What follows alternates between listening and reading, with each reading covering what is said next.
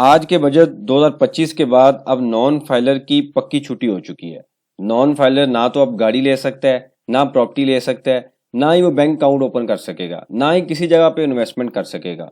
Non filer अगर return file कर भी लेता है, उसको ये साबित करना पड़ेगा कि उसने पैसा कहाँ से लिया। आमतौर पे प्रॉपर्टी परचेज करते हुए लोग अपने आप को फाइलर बनाते हैं और प्रॉपर्टी परचेज कर लेते हैं। अब ऐसा नहीं होगा।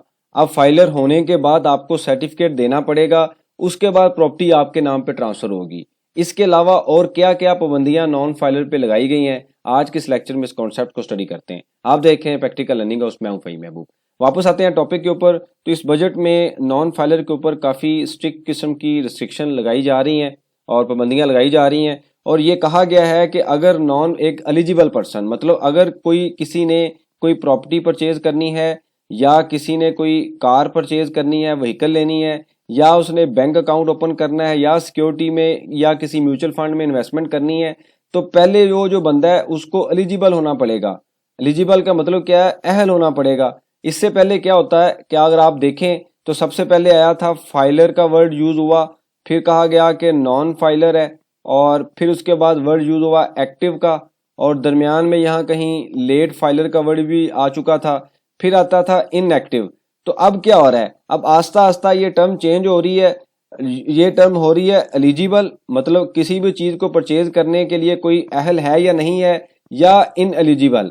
अगर आपने प्रॉपर्टी परचेज करते हुए, गाड़ी परचेज करते हुए, या म्यूचुअल फंड में या किसी भी जगह पे इन्वेस्टमेंट करते हुए आप अगर फाइलर हो भी गए हैं टेम्परेरी, और अगर आपने सर्टिफिकेट नहीं दिया, यानी कि प्रॉपर अपने जो रिसोर्सेज हैं वो शो ना किए कि ये पैसा कहाँ से आया है, तो फिर भी आप कोई भी चीज परचेज नहीं कर सकेंगे। आम तौर पे क्या होता था कि प्रॉपर्टी परचेज करते हुए नॉन फाइलर का रेट ज्यादा होता है, तो लोग क्या करते हैं, फौरी फाइलर बनाते थे और प्रॉपर्टी परचेज करते और टैक्स रिटर्न फाइल नहीं करते थे।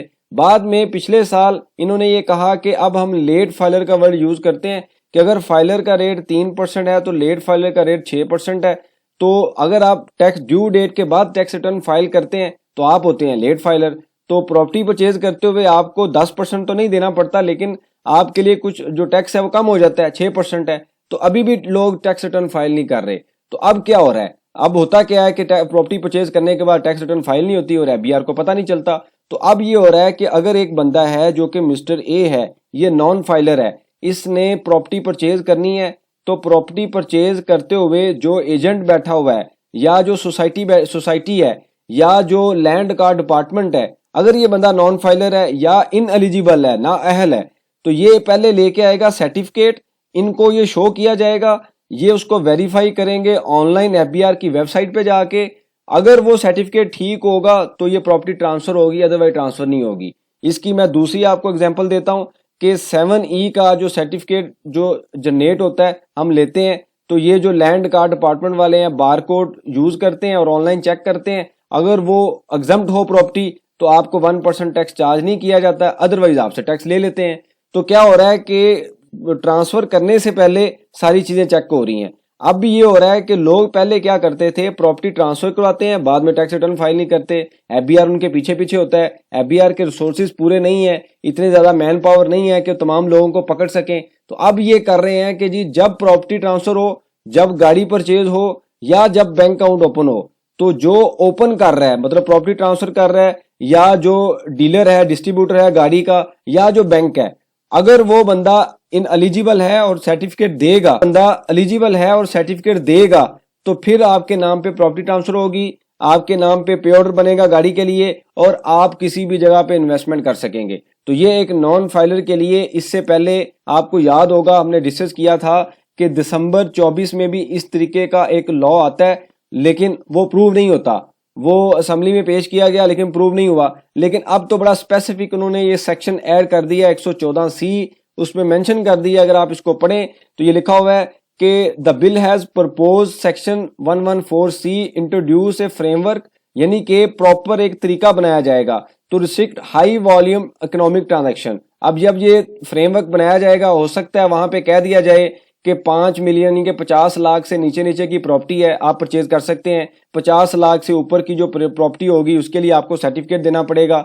इस फ्रेमवर्क में बताया जाएगा कि कितनी लिमिट है। ऐसा नहीं है कि 1 मिलियन की प्रॉपर्टी है उसके लिए आप फाइलर हो सकता है इसको रिड्यूस कर दिया जाए, हो सकता है इसको बढ़ा दिया जाए, हो सकता है ये कह दिया जाए कि भाई जितनी भी प्रॉपर्टी है पहले आपने एलिजिबल होना है। ये तो अभी थोड़े दिनों तक जब ये अप्रूव होगा तो उसके बाद इसका प्रॉपर एक प्रोसीजर आएगा, एसओपी आएगा। तो ये लिखा हुआ है कि transaction such that purchase of vehicle, immovable property and security, मतलब बैंक अकाउंट में इन्वेस्टमेंट के लिए आप म्यूचुअल फंड में इन्वेस्टमेंट करते हैं, for individual and entity who have not filed tax return और can not justify their financial capacity. कि टैक्स रिटर्न अगर फाइल भी कर ली है और ये साबित नहीं किया कि पैसा कहां से आया है, कहां से कमाया है, क्योंकि आमतौर पे नॉन फाइलर क्या करते हैं, या तो गाड़ी में इन्वेस्टमेंट कर लेते हैं, या वो बैंक में म्यूचुअल फंड में आ जाते हैं, या वो प्रॉपर्टी परचेज करते हैं। तो अगर उन्होंने साबित ना किया कि ये पैसा कहां से आया, फॉर्मली डिक्लेयर ना किया, तो ये ना तो आप प्रॉपर्टी ले सकेंगे, ना व्हीकल ले सकेंगे, और ना ही जनाब आप जो है वो बैंक अकाउंट में इन्वेस्टमेंट कर सकते हैं। यहाँ पे आगे लिखा हुआ है कि दैट ओनली एलिजिबल पर्सन, मतलब जो एलिजिबल होगा किसी चीज को परचेज करने के लिए, अहल होगा तो वो काम कर सकेगा, अदरवाइज नहीं होगा। With sufficient declared asset can engage in such transaction, के उसकी रिटर्न के अंदर प्रॉपर एक एसेट होने चाहिए। अगर मैं आपको थोड़ा सा एक्सप्लेन करूं तो इससे पहले क्या था कि अगर एक बंदा है उसने 30/6/2025 को अपनी टैक्स रिटर्न फाइल की और उसकी टैक्स रिटर्न में for example cash and bank balance आ रहा है लेट से 10 लाख का, यानी कि 1 मिलियन का, और यहाँ पे आके अगले साल यानी कि 1 जुलाई 2025 से 30 जून 2026 तक का जो साल है वो ये कहता है कि यहाँ पे कहीं दिसंबर पे आके ना उसके पास पैसे आते हैं, वो ये कहता है जी मेरे पास कहीं से पैसे आ गए हैं तो मैंने 30 लाख का यानी कि 3 मिलियन का प्लाट लेना है। तो यहाँ पे लॉ ये कहता है कि जी यहाँ पे अगर उसकी पिछली रिटर्न में सफिशिएंट कैश ना अवेलेबल हुआ तो ये ट्रांजैक्शन नहीं हो सकती। अब इसका मतलब क्या है कि जब आप टैक्स रिटर्न फाइल करेंगे तो वहां से हो सकता है जो प्रोसीजर आए, फ्रेमवर्क आए, वहां से हमें एक सफिशिएंट रिसोर्सेज का सर्टिफिकेट जनरेट होगा।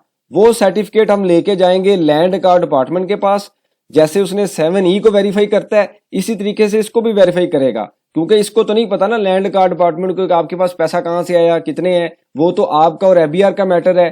तो इसको सेटिस्फाई करने के लिए एफबीआर ने आपको सर्टिफिकेट दे देना है जो कि आपकी रिटर्न से डाउनलोड होगा।